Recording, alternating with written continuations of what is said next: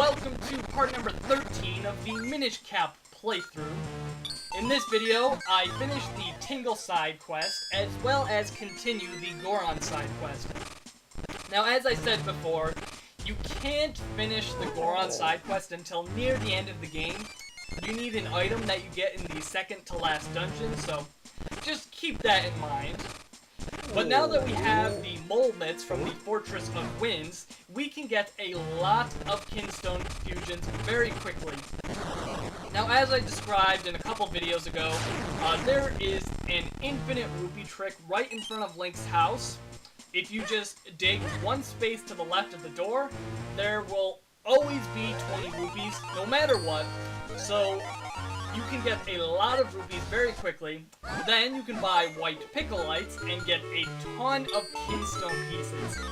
Now, I suggest you do this right away and get multiple copies of every single Kinstone piece. You don't really want to try to fuse with someone and then not have the piece. You want to have multiple copies of every piece, just because sometimes you have to do many fusions in a row and they might require the same piece. So make sure you get multiple copies of every single piece in the game. That's just easier. You don't want to have to keep going back and getting more Kinstone pieces. It's just more convenient to do it right now. Just get a ton of Kinstone pieces, and if you do enough grinding, you won't have to get any more Kinstone pieces for the rest of the game. You will have all of the Kinstone pieces you could ever want. Anyways, once you go fuse Kinstones with all 4 of the Tingle Brothers, head back to North Hyrule Field and go in these 4 tree houses. And then go down below and hit all the switches. And then, once you do that, the middle part of this room will become unlocked, and you will get an optional item. It's not the best item, but hey, it's an upgrade, so why not get it? It's certainly not useless, but it's not mandatory. It won't really make your journey that much easier. It's important to note that I think 2 of the Tingle Brothers can be fused with twice. So if you're trying to complete all of the Kinstone fusions, make sure you head back to the Tingle Brothers, because they do have a few more fusions. So keep that in mind if you are going for 100% completion. But anyways, head down the ladder and you will get the magical boomerang. Now, the magical boomerang is obviously an upgrade of the regular boomerang. There's 2 differences with the magical boomerang. First, you can throw it farther. You can pretty much throw it to the edge of the screen. But the really cool thing about the magical boomerang is that you can control it. Actually, I think you could do this with the regular boomerang.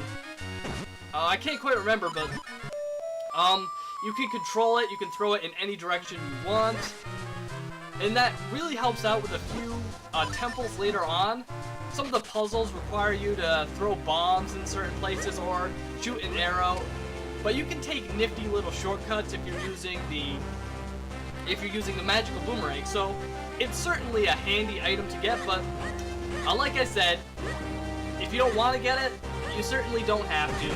It's not going to make the game that much easier. So just keep that in mind and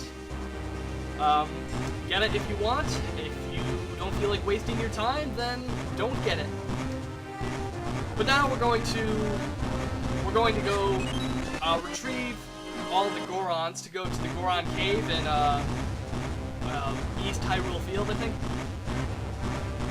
Like I said earlier, there's a few like circular objects on some of the walls in the caves scattered throughout Hyrule, and if you fuse with these, another Goron will go to the cave, and you need to get 6 of them. Now, I'm pretty sure that you can't get the last one until very late in the game, but right now I think we can get 5 of them, so that's a great start. There are a few rewards you get from that side quest. Like after you fuse with 2 of the walls, the Gorons will break down 1 wall, and then there's a chest behind that wall. I think it has some rupees or something. And then the next wall will require 4 Gorons, and then behind that there's another reward, and after you get all 6, you get the final reward, which I don't know if I said it in the last video, but I won't spoil it here. But it's a nice reward. I certainly recommend you go get it. It'll make your journey that much easier. But, it's really, you really want to explore, you want to do a lot of exploring in this game because, unlike a lot of the 3D Zelda games, all the heart pieces, or not all of them, but most of the heart pieces are scattered throughout Hyrule, and just in random caves and inside trees and stuff like that. With a lot of the 3D games, all the heart pieces are acquired through side quests and just like doing random things. Like I think in Ocarina of Time, you've got a heart piece for retrieving all the chickens, and it's things like that. But in Minish Cap, it's not really like that. There's not that many side quests in the game, and a lot of them don't really give you heart pieces. A lot of them will give you other types of rewards, so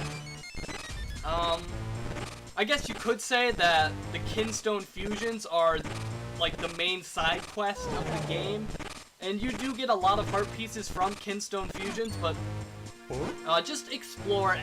If you have an opportunity to explore a cave or something like that, go do it.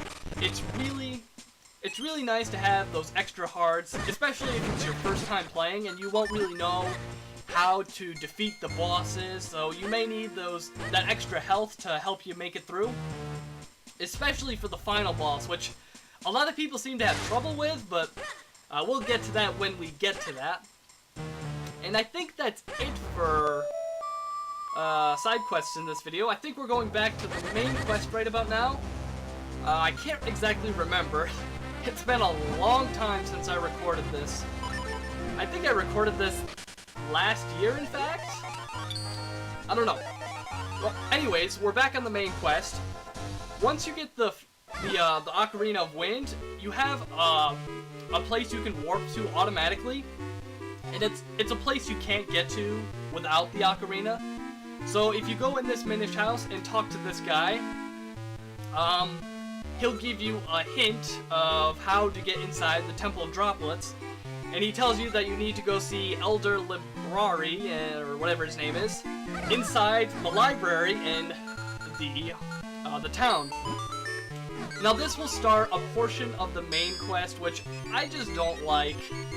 I don't enjoy it. It's not the best thing ever. Basically, you have to play the librarian's teacher's pet. So you have to go retrieve books that are overdue. And to be honest, I just don't like this part of the game. It feels like this should have been a side quest, not part of the main game.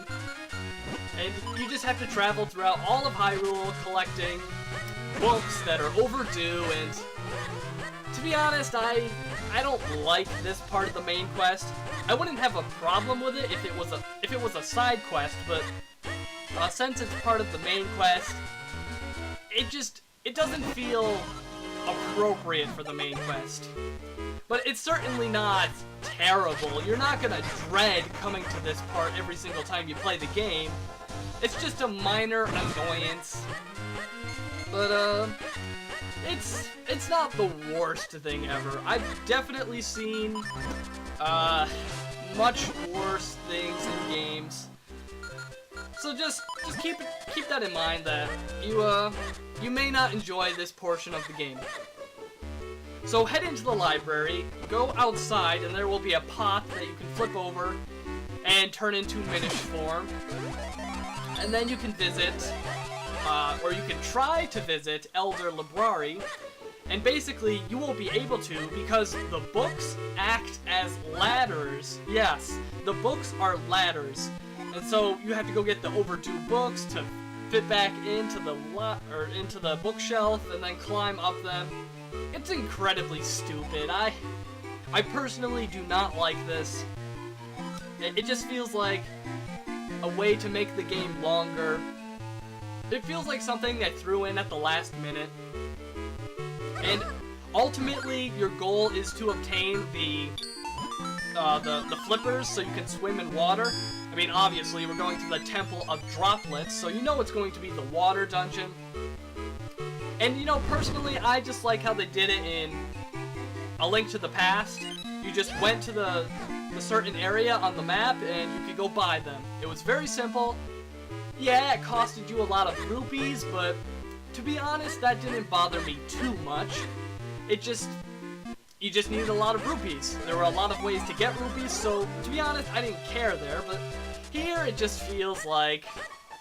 It doesn't feel like fun. But, maybe some of you guys like this part of the game, but personally, in my opinion, I'm just not a fan of it. But anyways, in part number 14, we are going to start this side quest, even though it's part of the main quest. It feels like a side quest. But in part number 14, we're going to start it, and I think finish it. I don't know. But I'll see you then.